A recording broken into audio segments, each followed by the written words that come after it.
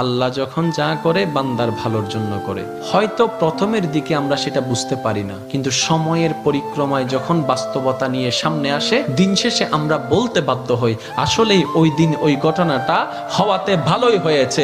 আল্লাহ কখনো বান্দার ক্ষতি চাই না। আল্লাহ যদি ক্ষতি চাইতেন সকালের নামাজ না পড়ার কারণে কান্না করে দিতে পারতেন। যদি আল্লাহ ক্ষতি চাইতেন দুপুরে নামাজ না পড়ার কারণে ল্যাংড়া করে দিতে পারতেন।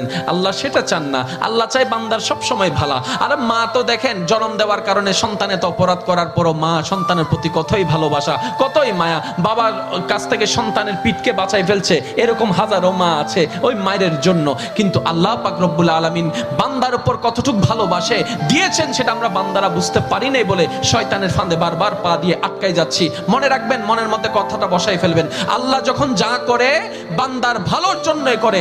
একদিন না একদিন সেই ভালোটা আপনার বিবেকে এবং মনে প্রমাণ হয়ে সামনে চলে আসবে। আমি বুঝাতে চাচ্ছি আমাদের সাথে সবচেয়ে কানেকশন কার বেশি ভালো থাকতে হবে, বান্দা হিসেবে আল্লাহর, উম্মত হিসেবে নবী রাহমাতুল লিল আলামিনের। এখানের ভিতর যে কেউ চাইলে জীবন সাজাই ফেলতে পারবে।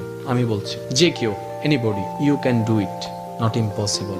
বিকজ ইম্পসিবল শব্দটাকে যদি একদম ভালো করে গভীরভাবে দেখেন, সেখানের ভিতর আপনি আশ্চর্যভাবে একটা জিনিস দেখবেন। ইম্পসিবল একটু যদি ডিফাইন করেন, ভাগ করেন, দেখবেন আই এম পসিবল।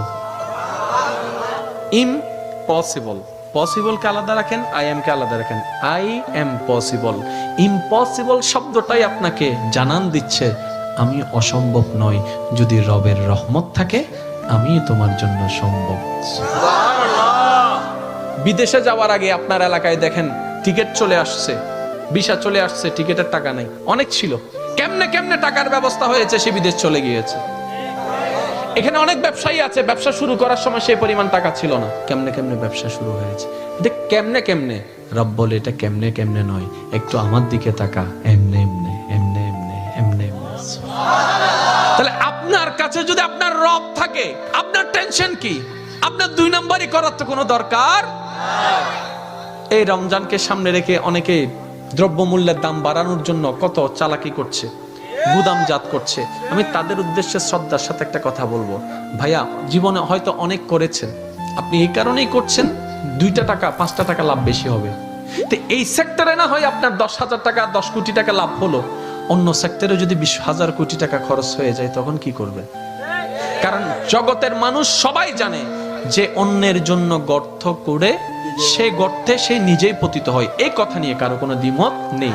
যে অন্যের কষ্টের কারণ হয় সে নিজের জীবনে কষ্টকে দাওয়াত দেয়, এই কথা নিয়ে কারো কোনো দ্বিমত নেই। আপনি ধর্মের কথা বাদ দেন, একজন মানুষ হিসেবে চিন্তা করে দেখেন, যারা কোটিপতি তারা বাজারে যাচ্ছে না, অফিস থেকে টাকা দিয়ে দিচ্ছে, ঘর থেকে স্লিপ দিয়ে দিচ্ছে, ফোন করলে বাজার চলে আসতেছে, হিসাব